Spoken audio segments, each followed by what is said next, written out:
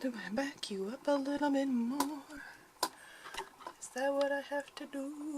Yeah, that works. Alright. Okay. Hey everyone, my name is Jenna, but you guys can call me Jen, and welcome to my channel. Welcome back to my channel if you've seen my BookTube newbie tag. Hello. Today I'm going to be filming a recent reads, kind of like what I've recently read kind of video, because March, let me tell you, was a crap reading month for me. I did not read anything because I was writing all of the papers for my university class, and you know, when you're writing a million papers, you just don't have the brain power to read anything, do you? So, a very most recent read was Scythe by Neal Shusterman. This I read because the ladies in the Bookmarked Club, Zoe and Hannah and Haley, have it as their next monthly book club pick, and so I picked it up. And I have thoughts. I mean, they're not huge thoughts. Anyway, so here, I'll just read you the back blurb. That's going to make things a lot easier. Thou shalt kill. A world with no hunger, no disease, no war, no misery. Humanity has conquered all of those things, and has even conquered death. Now, scythes are the only ones who can end life, and they are commanded to do so in order to keep the size of the population under control.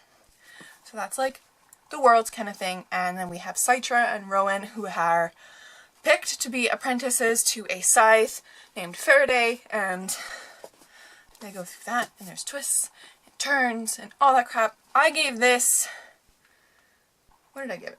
What did I rate it? Goodreads, tell me! I have my phone in my hand, if you're wondering why I look down all the time.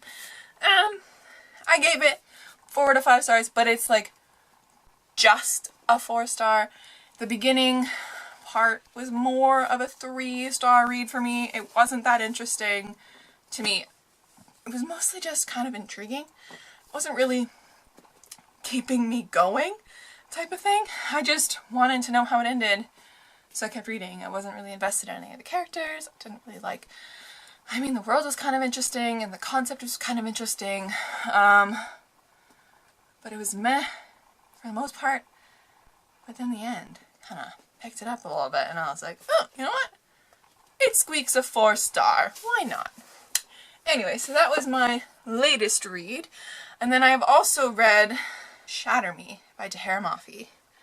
And that one I read on a whim in literally 4 hours on my iPad, because I just had it on my iPad. And again, it didn't really impress me that much.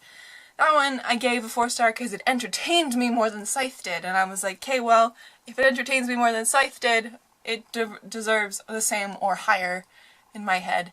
The writing style was really interesting, something that I've never seen in a YA type of thing where there's like crossings out and stuff. At first I thought I had a weird edition, but then I googled it and it's a thing. Like, Tahereh Mafi writes like that in her Shatter Me series. I don't know if I'm going to continue on. Maybe. If I want like a really quick read to jump up my Goodreads challenge, who knows? So it's Juliet is the main character, and she's been in a prison because like, if someone touches her or she touches them, bare skin, she like tortures them with pain and can kill them. And she's killed a person before, and she's been imprisoned. And the world, it's like a dystopian fantasy as well, so it's like the world is gone to complete ruin and all that kind of stuff. I mean, nothing really interesting that happens. A lot of people are going to be really mad at me for saying that, because a lot of people really like this series. I don't know, it just felt like, you know, typical 2000s type of YA fantasy that you'd read in high school. There was a lot of those. But yeah, it was okay. 4 stars. Barely again, but it's there. And my next read is Daisy Jones and the Six. That one is upstairs in my mom's bedside table because I wanted her to read it and she has not read it yet, and I'm kind of irritated because I want to talk about it with her. But if you have not heard of Daisy Jones and the Six by Taylor Jenkins Reid, where have you been? It is fantastic. It is so well done. I want that band to be real so I can hear the music, because that, whoo, I heard that it's going to be made into a miniseries, I think. Is that what it is? I don't know. I heard it from Hannah from Clockwork Reader, and she said that they're going to make it into a miniseries. So if they're doing that, they're making the music too, and that makes me so excited, because then I actually get to hear it. I get to hear Honeycomb. I get to hear all those other beautiful songs and the rock and the music and the... It's... Oh, I have no words for that book. It is amazing. I loved it. And it's been in my head for days. And I read that one like in March. And that was one of the only reads I read in March because it was for the bookmarked book of the month thing. My read right before that was Sophie Kinsella, My Not So Perfect Life. This was super cute. It's like a rom-com type thing, kind of... I don't really know how to describe it. It's cute. Katie Brenner is our main girl. She's in her 20s. She's moved to London. She wants new things for herself. She gets fired right at the beginning of the series, and then she goes back home and helps her dad and her stepmom create this business on their farm, and things happen. Her boss shows up, and she's a lot, and there's a little bit of romance in here. There's a little bit. It's not a lot, but it's there. But it just felt like reading a rom-com, and it was so much fun. This one I gave another 4 stars. I like giving 4 stars apparently this year. It's a thing. 4 stars because it didn't wow me. It didn't do like anything super intense, but it was really entertaining and enjoyable. So I recommend if you're looking for like a light read. Sophie Kinsella, My Not So Perfect Life. Mom's read a lot of Sophie Kinsella. She reads or she has read the Shopaholic series. And that's the thing. What else? I think that's the most recent reads that I've been reading. There's a lot of school reads on my Goodreads. Got my Goodreads up here. I reread Children of Blood and Bone because I wanted to, because that book is amazing. Read it. But yeah, so that's what I've been recently reading. My reads, throw my phone over there because I don't need it right now. What I've been into right now are a few books. As always, I have books on the go. Lots of them. I started this book, Grave Mercy by Robin Lefevers. Who knows? I don't know if I pronounced that right. We're gonna hope I did. Started it a few days ago. Was it a few days ago? I don't remember. And like, first like, paragraph caught me. I bear a deep red stain that runs from my left shoulder down to my right hip, a trail left by the herb witch's poison that my mother used to try to expel me from her womb. That I survived, according to the herb witch, is no miracle, but a sign I have been sired by the god of death himself. So, I was into it for the first little bit.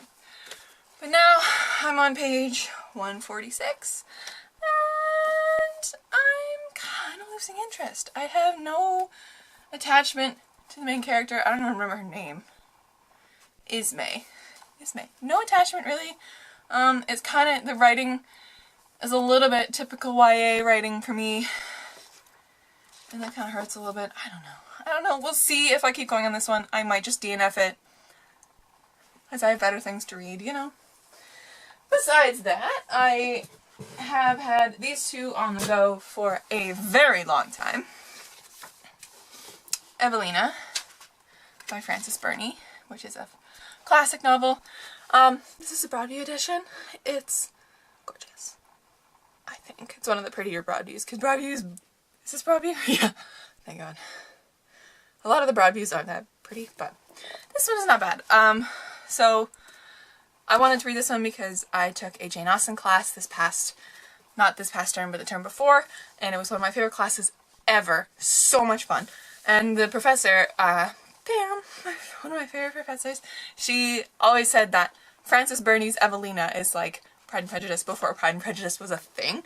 So it was like its predecessor almost. So I want to get back into this now that university is done and I can focus on it more.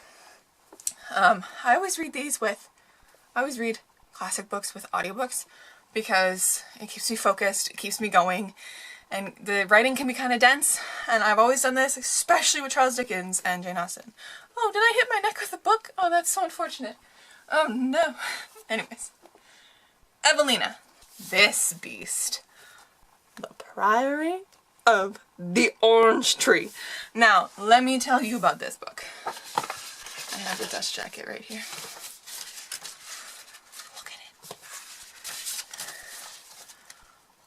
Look at it! Oh my god! It is stunning! This is like one of my favorite dust jackets I have ever seen in my life. Look at it! Anyways, dragons. I am not very far into this one, but let's see where I am.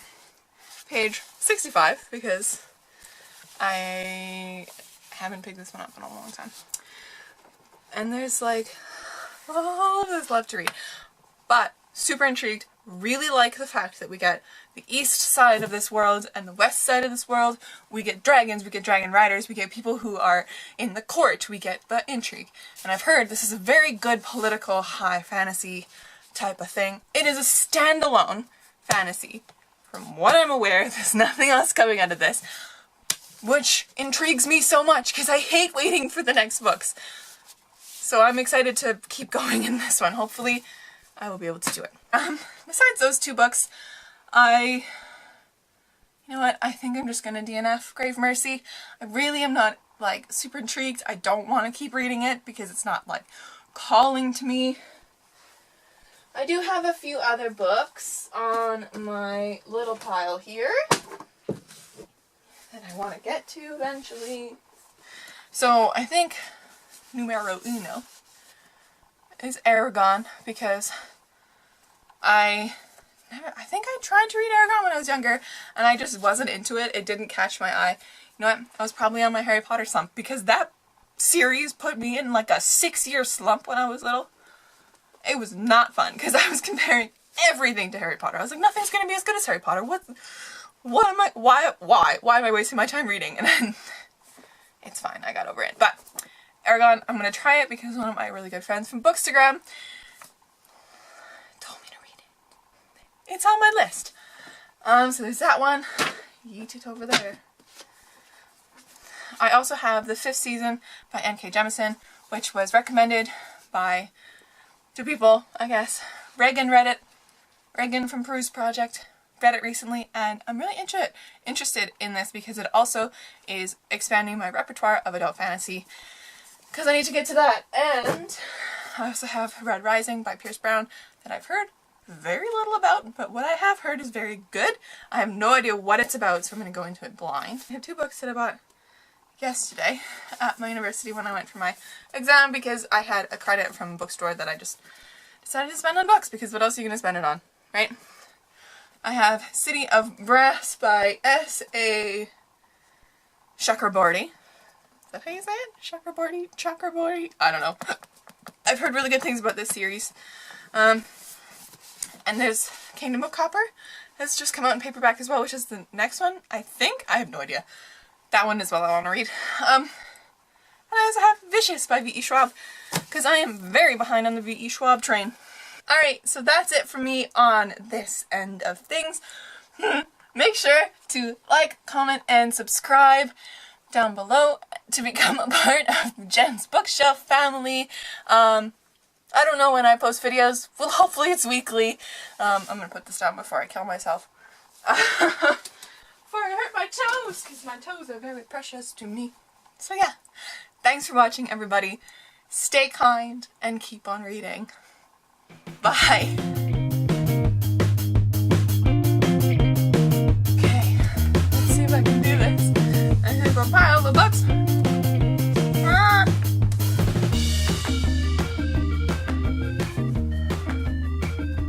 Don't fall on my toe, because if you do, you're gonna break me apart.